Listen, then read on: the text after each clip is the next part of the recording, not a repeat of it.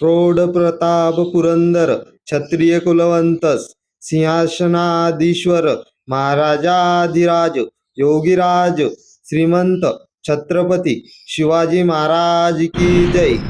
मित्रांनो, इतिहासामध्ये अनेक राजे होऊन गेले, अनेक युद्धे झाली आणि अनेक साम्राज्य उभी राहिली.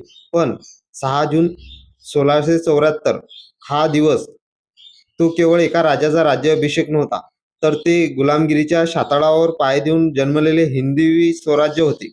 350 वर्षापूर्वी भारतात जुलमी परकीय सत्ता थैमान घालत होत्या. रयतेवर अन्याय होत होता, मंदिरे तोडली जात होती. अशा अंधारात छत्रपती शिवरायांनी मावळ्यांच्या सोबतीने स्वराज्य उभे केले. पण या स्वराज्याला कायदेशीर मान्यता मिळणे पण गरजेचे होते.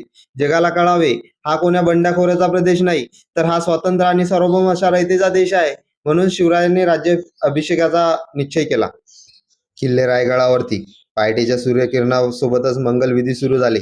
काशीचे महान विद्वान गागगपट्टे यांनी 7 नद्यांच्या पवित्र पाण्याने महाराजांचा राज्याभिषेक केला आणि तो सुवर्ण क्षण आला.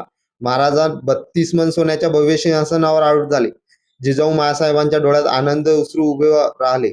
रायगड जय भवानी जय शिवाजी या घोषणाने दणदणून गेला. रयतेला स्वतःचा सार्वभौम राजा मिळाला. त्यांना जग छत्रपती म्हणून ओळखू लागले. या राज्याभिषेकानंतर शिवरायांनी स्वतःचे शिवराई हे चलन सुरू केले. तसे एक नवी कालगणना म्हणजे राज्याभिषेक शक सुरू करण्यात आला. हा सोहळा म्हणजे केवळ सत्ता प्रदर्शन नव्हे, तर ती स्वाभिमानाची, स्वातंत्र्याची आणि लोककल्याणकारी राज्याची मोठी घोषणा होती. मित्रांनो, शिवरायांचा हा राज्याभिषेक आपल्या सर्वांना आजही अन्यायाविरुद्ध लढण्याची आणि स्वाभिमानाने जगण्याची प्रेरणा देतो. अशा या युगपुरुषाला आणि त्यांच्या लोककल्याणकारी विचारांना आमचा कोटी कोटी प्रणाम.